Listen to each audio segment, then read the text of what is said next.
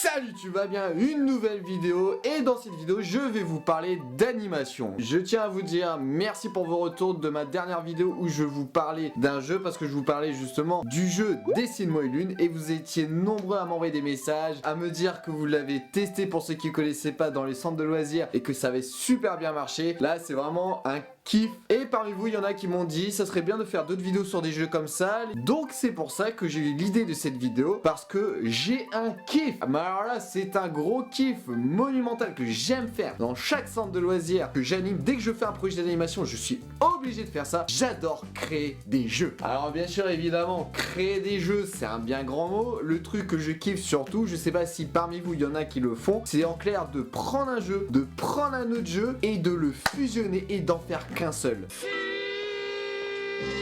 Ça c'est quelque chose que j'adore faire. Donc c'est pour ça que dans cette vidéo je vais vous expliquer deux jeux que j'ai inventés. Enfin pris un jeu, prends un autre jeu et j'en ai fait un. Je vais vous les expliquer et ensuite vous dites-moi dans les commentaires pour vous qu'est-ce que vous en pensez. Et limite si vous avez envie de les tester, allez-y, y a pas de souci. Premier jeu que j'ai créé, et tout simplement j'ai fusionné la balle au prisonnier avec un béret. Comment ça se passe? Vous allez faire deux équipes, comme si vous allez faire une balle au prisonnier classique. Vous allez en faire deux équipes. Chaque membre des équipes aura un chiffre, comme le béret évidemment. L'équipe A contre l'équipe B. Imaginons dans chaque équipe il y a 8 joueurs, donc chaque membre de l'équipe aura un numéro donc de 1 à 8. Le terrain de jeu c'est exactement le même que la balle au prisonnier. Au tout début vous partez sur une balle au prisonnier classique. Vous faites ça pendant à peu près 2 à 3 minutes. Juste après, vous les animateurs, enfin le maître du jeu quoi, va dire donc un chiffre. Si je reprends l'exemple, ça va être un chiffre entre 1 et 8. Si je dis le numéro 5, et ben cette fois-ci, tous les joueurs qui ne sont pas numéro 5 s'assoient. Et en fait, ça va être un 1 contre 1, le numéro 5 de l'équipe A contre le 5 de l'équipe B. Bien sûr, les membres des équipes qui sont assis ne peuvent pas tirer dans le ballon. Seul le numéro qui a été appelé peut tirer. Alors bien sûr, ils ne peuvent pas être touchés, évidemment. Par contre, alors là, c'est l'animateur qui décide. Moi, je l'autorise.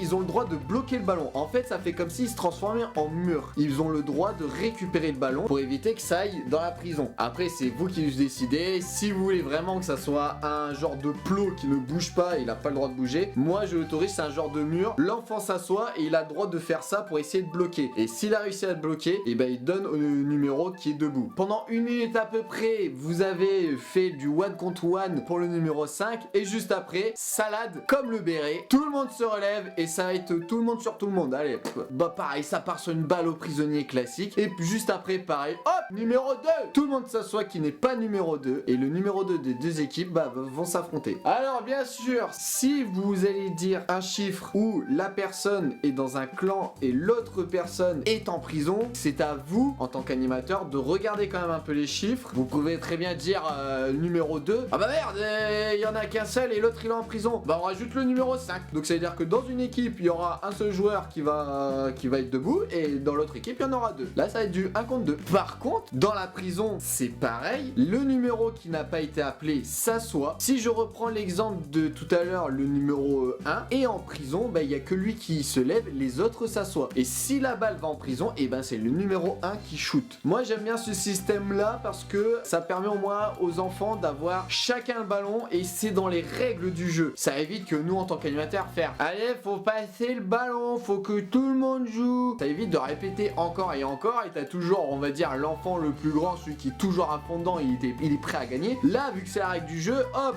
numéro 5, hop, c'est parti. Oh bah, c'est le plus petit et tout. Bah le plus petit, lui, va être content parce que lui, au moins, il a le ballon et il va shooter. Bon, bien sûr, quand il y a du 1 contre 1 aussi et l'un des deux est shooté, bah là, c'est pareil. Là, c'est salade, tout le monde se relève. Bon, bien sûr, celui qui a été shooté, il va quand même en prison. L'une des règles aussi, c'est quand vous êtes tous ensemble. Le numéro 1 n'est pas obligé de toucher le numéro 1. Le numéro 2 n'est pas obligé de toucher que le numéro 2. C'est chacun pour sa tronche. Et c'est pareil, si vous mettez deux chiffres en jeu, le numéro 5 doit pas automatiquement toucher le numéro 5. C'est ma façon que je joue. Si vous l'animez, ça va être votre animation. Les règles, c'est pas ça c'est les règles, ça c'est les règles, ça c'est les règles. Bah non, c'est un kiff. C'est comme ça, moi je le vois comme ça, je le teste et je l'améliore justement à chaque centre de loisirs. Si je le fais, je l'améliore. Donc voilà pour ce tout premier jeu. Deuxième jeu que j'ai pu créer, créé et que j'ai fusionné. Alors attention, celui-là, première fois qu'on a joué à ça, ça a été galère à mettre vraiment en place. Et donc en fait, j'ai pu fusionner la bataille navale avec le douanier contrebandier. Voilà, deux jeux qui a strictement rien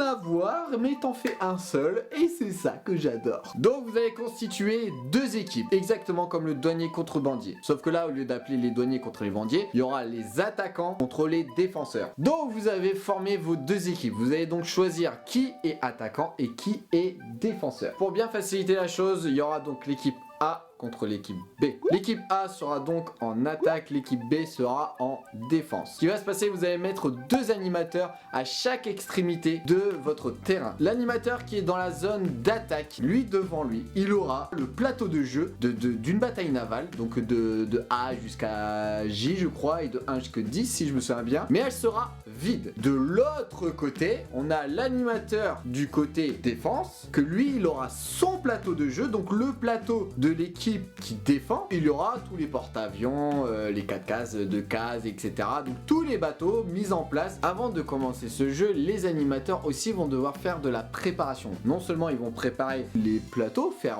toutes les cases, mais aussi faire plein de petits papiers avec toutes les cases. Un papier où c'est marqué A1, un autre papier où c'est marqué A2, un autre papier où c'est marqué A3. Donc vous avez fait absolument toutes les cases sur des petits papiers. Ce qui va se passer au moment où vous allez commencer le jeu, dès que c'est parti, les attaquants vont prendre un papier. Chaque joueur a le droit de un papier. Il est interdit de prendre plusieurs papiers. Le joueur qui prend un papier, imaginons il a pris H1, il le cache quelque part sur lui. Bien sûr, il est interdit de le mettre dans son caleçon. Il est interdit pour les filles de le mettre dans le soutien-gorge si c'est des ados. Le joueur va y aller, va attaquer et bien sûr son but est d'essayer d'esquiver la défense. Les défenseurs, eux, leur but c'est d'essayer de défendre leur bateau et en essayant de toucher les joueurs qui arrivent. Dès qu'il y a un attaquant qui a été touché, là cette fois-ci le défenseur a 10 secondes pour essayer de trouver le papier. Si le défenseur a trouvé son papier, et ben hop, il le récupère, il le garde dans sa poche. L'attaquant retourne dans son camp et va rechoisir une autre case pour essayer d'attaquer son adversaire. Par contre, si au bout des 10 secondes le défenseur n'a pas réussi à choper le papier, l'attaquant lui,